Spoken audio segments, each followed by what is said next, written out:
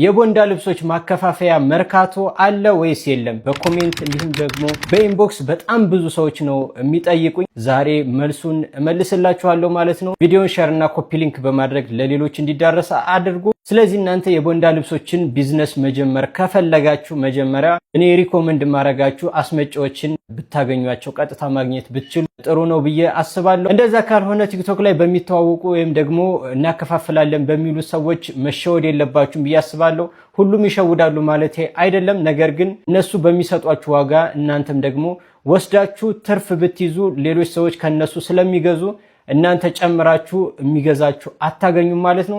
ስለዚህ ቀጥታ አስመጪዎችን ከድሬዳዋ እንዲሁም ደግሞ ከሞያሌ የሚያስመጡ ሰዎችን ቀጥታ ማግኘት ብችሉ ጥሩ ነው እላለሁ። እንዳጠቃላይ መርካቶ እንግዲህ የቦንዳ ልብሶች ማከፋፈያ የለም። ያ ማለት ግን አዲስ አበባ ውስጥ የለም ማለት አይደለም። አዲስ አበባ ውስጥ ከፈለጋችሁ ግን በትንሹም ቢሆን ቢዝነሳችሁን ለመጀመር ይሆናችኋል ብዬ ያሰብኳቸውን 3 ቦታዎች እነግራችኋለሁ። በሶስተኛ ደረጃ የምነግራችሁ እንግዲህ አስኮ ጨረታ ነው። ሁላችሁም ታውቁታላችሁ ብዬ አስባለሁ። በሁለተኛ ደረጃ የምጠቁማችሁ ደግሞ ቂርቆስ አካባቢ፣ እዛ ሄዳችሁ ልብሶችን በማምጣት እንግዲህ ቢዝነሳችሁ መጀመር ትችላላችሁ። ለግል ጥቅማችሁም የምትፈልጉ እንግዲህ ቀን አለው። በሳምንት 2 ቀን ወይ 3 ቀን ልብሶች የሚገቡበት ሰዓት ማለት ነው። በዛ ሰዓት ሄዳችሁ ማግኘት ትችላላችሁ ማለት ነው። ቪዲዮን ከወደዳችሁና እንደዚህ አይነት ቪዲዮዎች የምትፈልጉ ከሆነ ፎሎ በማድረግ ቤተሰብ መሆናችሁን አትርሱ።